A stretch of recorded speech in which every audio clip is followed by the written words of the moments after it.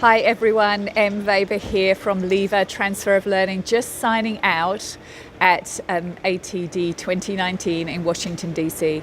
Congratulations and thanks to the ATD staff and conference organisers. A sensational few days of learning as always. Behind me here is the closing down of the expo hall. This year 450 vendors were sharing their expertise and their excitement, and the expo is always phenomenal.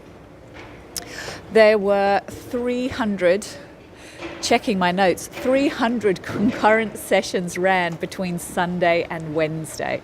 So you can imagine the learning and the passion involved in that. But I'm not going to focus on the concurrent sessions today. Hopefully there'll be a blog post at some point, or maybe I'll convince the Australian New Zealand delegation to do a webinar sharing some of the details. But we had 3 absolutely sensational keynotes, which I thought I should share some of those learnings for my wrap video. So Seth Godin, who many people know, spoke to us on Tuesday. A really, really inspiring session, just really calling on people to act on and do what they believe in. He challenged our notion of the imposter syndrome, which he said comes up a lot and he sees happening. His view being that absolutely everyone is an imposter, and if you're not an imposter, you're actually a psychopath. So I thought, well, I can run with that. And he also, one of the stories he shared was about when Neil Armstrong went to the moon, which of course, you know, a huge feat back in the mid to late 1960s. Detail not picked up here. But what he shared is that the computing power that NASA had at that moment in time was less than the computing power that we have in our mobile phones that we hold in our hands every single day. And so we challenged us to think that if NASA could achieve putting a man on the moon with that level of computing power, then what are we all capable of today? So some amazing insights and enthusiasm from Seth Godin, and is it 17 books he's written or something? Just a huge number of resources out there to find out more about his inspirational work. I've just also come from a session with Eric Whitaker, the closing keynote for the conference. And if you're not familiar with Eric Whitaker's work, he just phenomenal story. He shared with us how he found his passion for choirs and singing, and how he has just run with that passion through his life and been open to looking at things differently, doing what no one thinks is possible. So again, linking back to Seth Godin, doing things differently, doing things the way they aren't usually done. And we were treated to a fabulous performance from the Pennsylvania choir with Eric Whitaker conducting, just of an amazing piece of music. So he showed us through the stories and what he'd created of his virtual choirs and of his life, and then we had a live performance. So not a dry eye in the house for that closing session. And of course, Oprah Winfrey was our opening keynote of the conference, and what a phenomenal woman.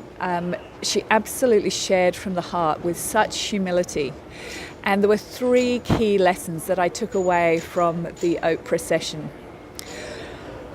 The first thing that she said of her 25 years on her talk show was that whoever she spoke with, whoever she interviewed, they would always at some point, usually at the end of the interview, turn to her and say, "Was that okay?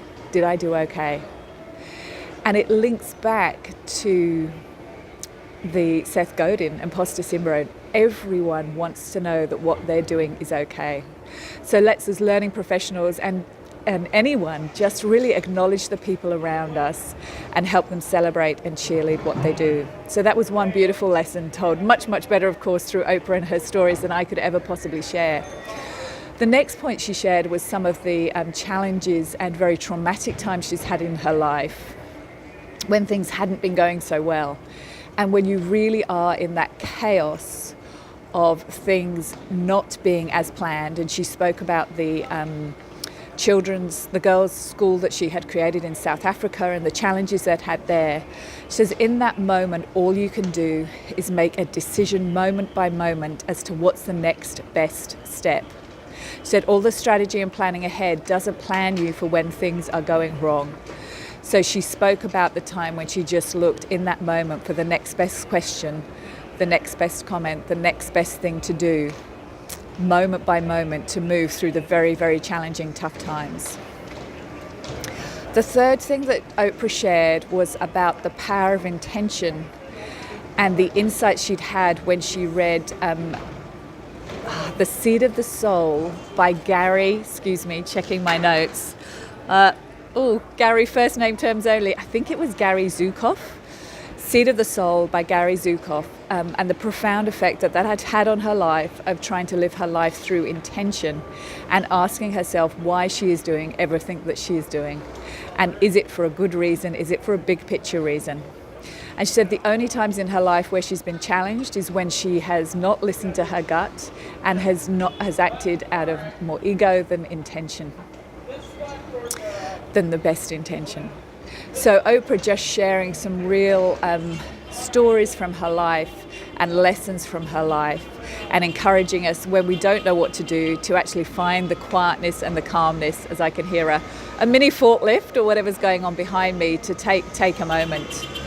So there were some wonderful learnings from the conference. I'm catching up on really big picture here from our keynotes. But there will be, the back channel, hashtag ATD 2019. I know there will be some fantastic slides and insights shared. So do follow that for more in-depth details. But for now, signing out from ATD 2019, ATD 2020 in Denver. Hope to see you there. Bye.